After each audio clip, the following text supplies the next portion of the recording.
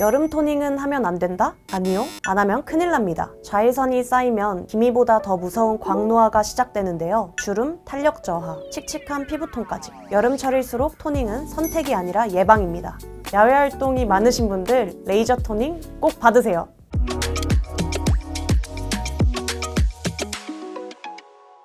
안녕하세요. 오늘 여러분들이 흔히 오해하시는 여름에 받는 레이저 토닝에 대해 이야기해보려 합니다. 우리가 기미, 잡티, 주근깨 같은 색소 질환이나 전체적인 피부톤 개선을 위해 받는 레이저 토닝은 저출력의 레이저 에너지를 사용해서 멜라닌 색소만을 선택적으로 파괴하는 시술입니다. 주변 피부 조직의 손상을 최소화함과 동시에 색소 덩어리들을 잘게 부숴서 우리 몸이 스스로 배출하도록 돕는 시술로 딱지가 지거나 피부 표면을 깎아내는 강한 시술이 아닙니다. 그래서 이 시술은 한 번에 강하게 하는 것이 아니라 여러 번 반복 치료가 필요합니다. 보통 1, 2주 간격으로 꾸준히 적어도 10번 정도는 받아야 변화를 느낄 수가 있습니다.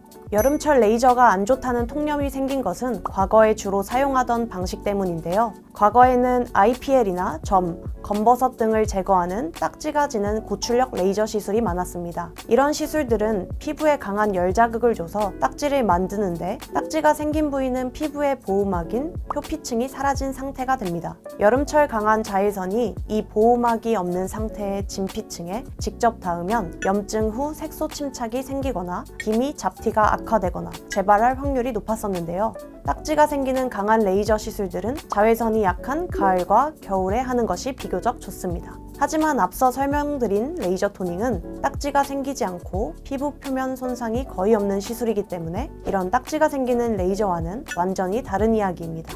네, 여름 토닝은 고민하지 마시고 바로 받으시는 것이 좋습니다. 피부의 겉장벽이나 표면을 깎지 않기 때문에 시술 후에도 피부 보호막이 유지되어 여름철 자외선에 대해 극도로 취약해지지 않습니다. 그리고 레이저 토닝의 멜라닌 색소 파괴 효과는 계절과 무관합니다. 다만 여름철에는 자외선 양이 많아져서 레이저로 색소를 줄여도 새로운 멜라닌 색소가 만들어지는 속도가 빨라지기 때문에 마치 시술 효과가 떨어지거나 더 까매지는 것처럼 느껴지기도 합니다. 하지만 레이저 토닝을 아예 안 받는다면 색소는 훨씬 더 많이 올라올 수밖에 없습니다. 따라서 여름철 레이저 토닝은 늘어나는 색소 생성에 대응하여 색소가 과도하게 진해지는 것을 예방할 수 있습니다. 어떤 치료든 꾸준함이 중요한데요. 여름이라고 치료를 미루는 것보다 기미나 잡티는 멜라닌 색소층이 더 두꺼워지기 전에 조금이라도 빨리 치료를 시작하는 것이 좋습니다. 여름철 토닝 시술 자체가 문제가 되는 것은 아니지만 몇 가지 주의사항은 꼭 지켜주셔야 합니다. 먼저 철저한 자외선 차단이 필요한데요.